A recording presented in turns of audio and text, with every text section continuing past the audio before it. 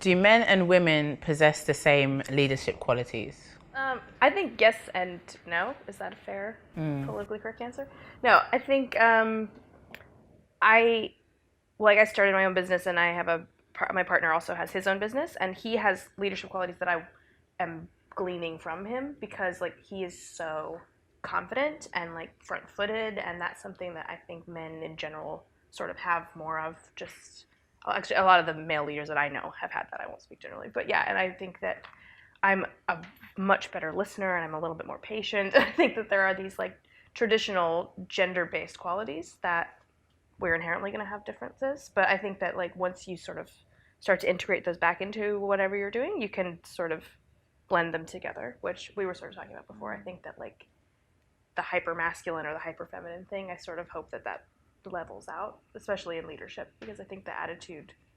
What's that film? Remember the Titans? That quote was "Attitude reflects leadership." That is like my mantra in life. And I think that like if you balance it, you can have both. But yeah, I do think men have some qualities that I very much as a leader wish that I have. Yeah. Yeah, I agree. I think that the qualities come, like I said, innately between the genders, but I do feel that when we're born, everyone's the same. Yeah. But as we grow up and as time goes on, what we tend to see is more men in influential leadership positions than we do women. So I think what comes with that is the fact that girls then start to question whether they can do that, whereas the men, they're like, okay, they relate to it straight away. So they've got that confidence, like you said, to push themselves and find themselves in those positions where maybe women, and obviously I'm not speaking from experience, but women, I think they lack that confidence because they don't see enough of it or people that can influence them or inspire them to do that kind of thing, to get themselves in those positions. Do you think it is solely based on gender, or do you think it has something to do with environmental or upbringing? No, I think it depends what you define as a leader. Like for me, a leader is someone who will not tell you to go and do something, but will come and do it with you or show you how to do it. So like, if you look in most households, I'd probably say the mother in the house is probably the leader because they're the one who nurtures everyone. That, you know, as society is, and not every household, don't get me wrong, but when you go and look in more places of, you know, corporations or whatever, it tends to be that the male figures are the ones who get those positions and they have the leadership within a company. So I think it depends how you define leadership. And for me, like I said, leadership is someone who's going to like round people up. So, okay, this is what we need to do. This is how we're going to do it. And we go and do it together and solve it together. So it depends what area you want to look at for me. I really love that. I love the semantics of the word leader as well. Like I'm an actor, and you know when you get cast in the front part, it's the lead. And I think that there are sort of two types of artists, and I think that you can sort of define this more broadly as two types of leaders. Like there's the kind of leader that's like the leader of the pack, like up front, everyone's in their wake, sort of like plowing forward.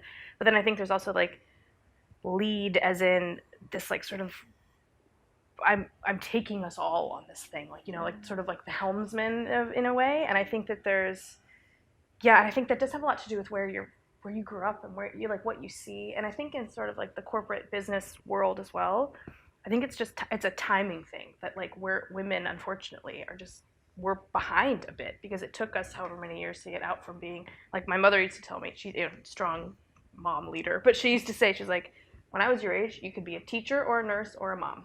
So I was a nurse and then I was a mom. And now it's like, those aren't the only three things we get to be, but that was 2-3 generations of having to sort of be guided through that transition. Yeah. I was having a conversation with a Uber driver the other day, and he was stressing, it was actually yesterday, and he was stressing the fact that the world is just unbalanced because women and men are both aiming for this career and no one's being left behind to look after the children, which then allows the government and other forces to then take control of our children's minds at a certain age. So he was saying that, you know, women should stay home and let their men go out and work. He goes, the role of a man is that he is the provider for the family, and he should, as a man, if he's trying to create a family, he has to take on board that this is all the things that he has to do in order to be the man of his family. And he was like, if men can't do that, then they shouldn't have families. And he was talking about himself, and he said that he's taken on 4 jobs to make sure that his wife and his 4 children all have freedom to be at home. All his children are homeschooled, and you know, it's like, I wouldn't want it any other way. And he was like, if I swap places with my wife, I would feel emasculated. And so what do you think about that? Because it's very politically correct to tell everybody that, you know, we all have the same equal opportunities, which we do and we should have. But how do you actually think it plays in real life? Do you think that it's changing family dynamics? Do you think it's ruining it or increasing it? I mean, ruining it or improving it? What do you think? I think, I mean, again, I might be like the hippie in the room, but like I just think it's like, if you're happy, you know what I mean? But I think that like the most important thing you can do as a parent is to make sure that your children see you both happy. Because I think that as the world turns faster and faster, seemingly, and it's one of those things where it's like, if like I have friends my age, you know, like I'm like in my 30s, you know, and I clearly have no babies and no intention to have babies right now, but I have so many friends who do, and they're so happy. And I'm like, that's all that matters. If you want to stay home and be a stay-at-home dad and or mom, and they see you laughing with them and each other, that like the parental relationship stays close, I think that's all that really matters. But I think we were literally just talking about this, that like that like hyper masculine thing, if anything, it just makes me sad, because I think that there's such beauty in quote unquote feminine emotions. And again, like words, like as an actor, like I love words, and I think that's sort of where this shift is starting to happen, you know what I mean? Where it's like, you don't have, just because you can't provide for your family alone doesn't mean you have failed as a man, you know what I mean? Like those are like, that's a sticker someone in the 50s like pasted on society, you know what I mean? I feel like we're just starting to like pick it off. Yeah, I think you're right. I think, you know, this is probably going a little bit left, but like in terms of the male figure within a household, I think a good father figure is someone who loves their family, who's there for their family, who teaches their family, and that's within all aspects of it. It's not, you don't necessarily have to be the provider, you don't necessarily have to be, you know, this strong figure. Like, why can't you cry or show emotion in the household to show that your children, it's okay to be like that, you know? And I think they're the values that we should look at as the core values for a family to kind of be brought up on. And the rest of it is kind of a bonus. Like if you can provide a nice lifestyle and you can go on great holidays every year, fantastic. But like you said, as long as there's that element of happiness and there's good energy and positivity in the house, I can't see what more you really want. Personally, I think that whole social structure is nonsense. I agree with both of you. As long as you see your parents happy, I think it's so important for children to see both of their parents purpose-driven. So, you know, it gives you healthy beginnings. If your mother's a housewife or she is, you know, a nurse or whatever it is, you have to see that. You sit down with your mum and ask her, okay, you had all these opportunities, how come you wanted to become a housewife? Because that's what I wanted to do. I was born to be, you know, I don't think there's any right way or wrong way of doing it. I just think it's important that your children grow up seeing their parents passionate about something. Okay. So with that being said, why do you think young girls are more reluctant to get involved in this knife crime epidemic at the moment? I've got to be careful how I word this. I was thinking that as well. Because I feel like, I want to say like, I feel like they're smarter, but smart is the wrong word. I mean, in the sense of they probably sense the danger in it and they stay clear of it. Whereas I feel guys, if you go back in time throughout the generations, through nature, the male figures are the ones who go out and they fight battles and they protect the, you know, in the animal kingdom, they protect the family, they protect the breed, they protect everything. And I think that's the core essence within boys or men. That's naturally built into you. And I think it's whether you act upon that or not, and it's that alpha male thing as well. And again, it goes back to the roles you see within society. You look at films, gangster films, this film, that film. It's always the male figures who are the ones who are out and they're doing these things, and they're getting involved in gang culture and fighting and the rest of it. You don't see that from a female figure. The female figure again is the one who's normally at home or is the one who's quieter and the rest of it. So I feel there's two angles to it. The first one is that it's an innate thing that's within boys and young men because that's just nature. But the second part of it is that's what society shows them and that's how they believe they should act. And I feel that's the problem. That's the disconnect for me. I think also that's such a tender age when that sort of crime, that seed gets planted. And I think that just on like a hormonal level, like the switch into needing to become a man is so much more visceral at that time in a young man's life. And I also think, like, just to be blunt about it, like, crimes like that usually happen at night, outside, where teenage girls and young girls are not going to go alone. Like, I think that there's like this societal thing still where it's like they're not going to go, it's just they're not going to be in those places necessarily. And yeah, I do think it goes back to the family as well, that like you find your tribe sort of. And if your home isn't a place that feels like a home, you're going to look for that protection. You know what I mean? Like it's like basic human animal needs. Like where do I feel safe? Where do I feel protected?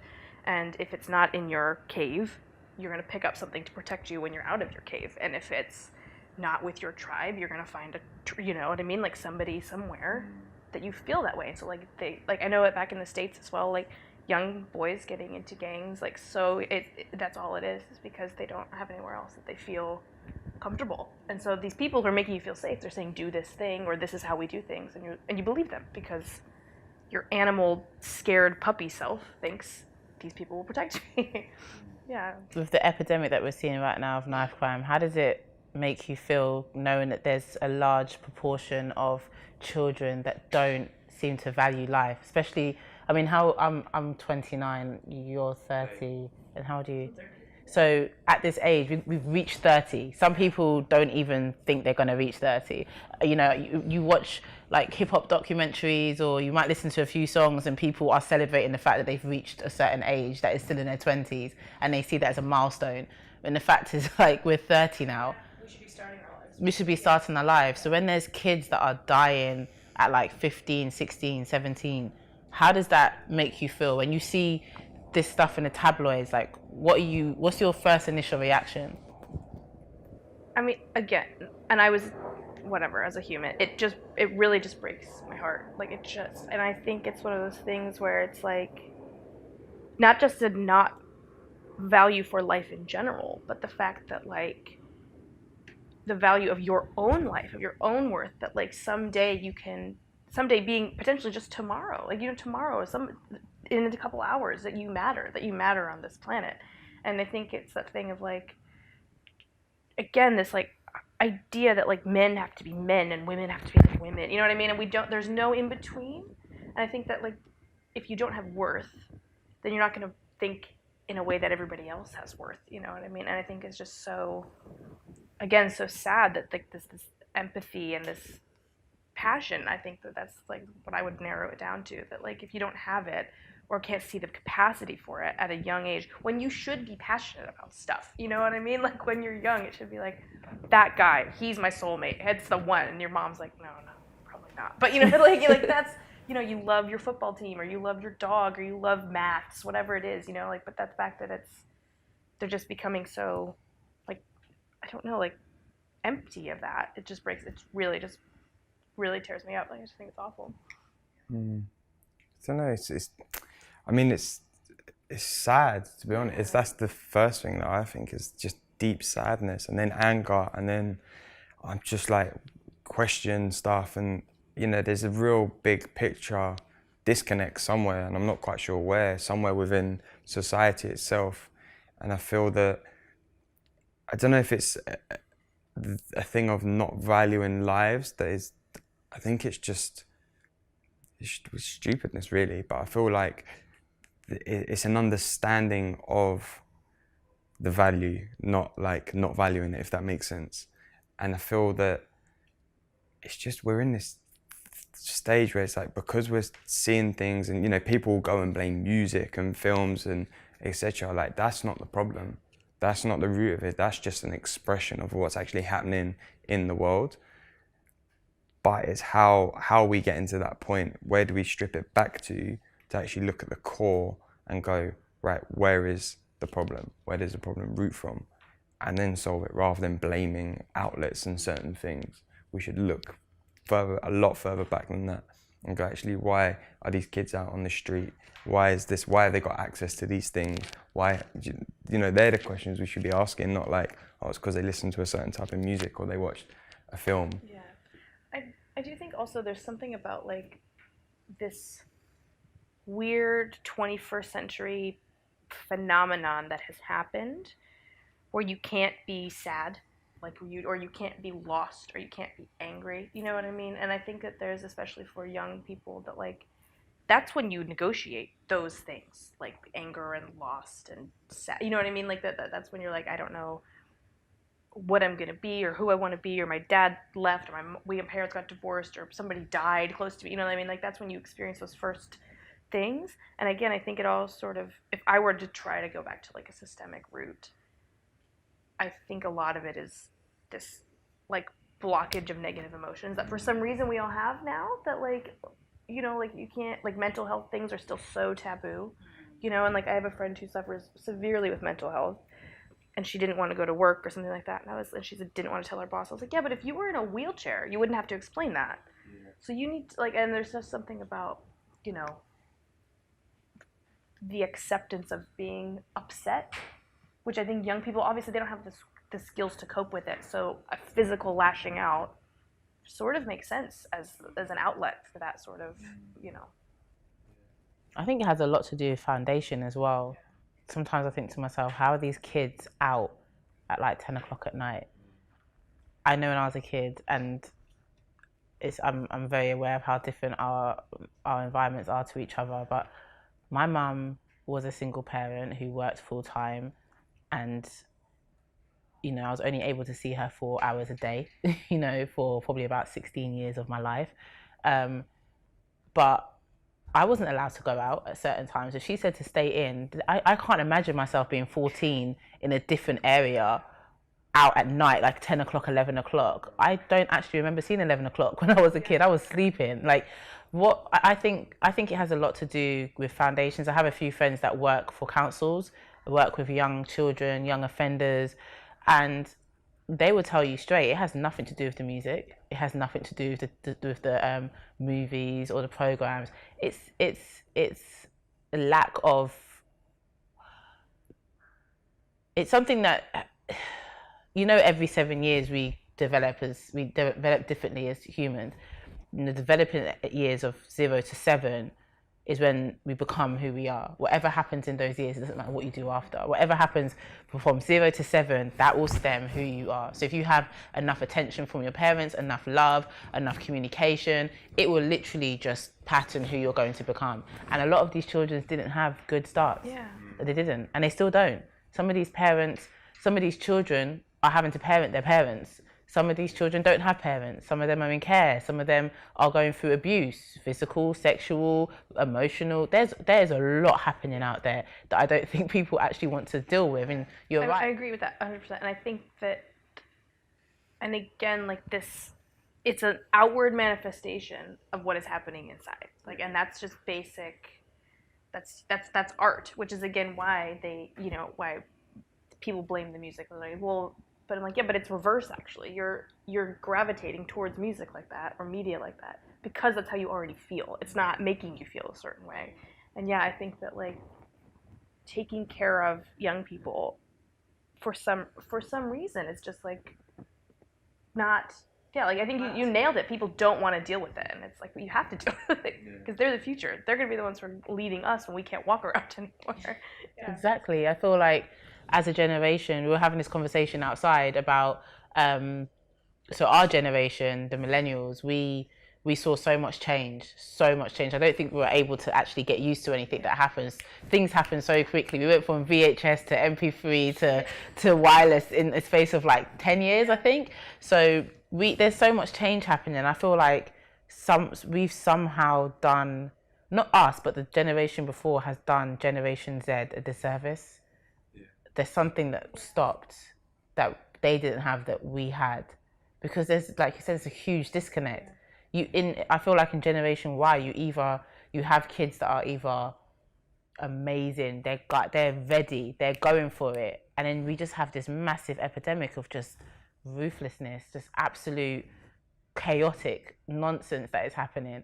And it's just like, what happened? What changed? How did we go from? I saw a video the other day where this girl beat up an old woman, but after she got beat up because the school, found out who she was and everyone beat her up. But the fact is, she raised her hand to an old woman. I saw another video where this West Indian man was sitting down eating food, and a guy just came up to him and just got his food and stuffed it in his face.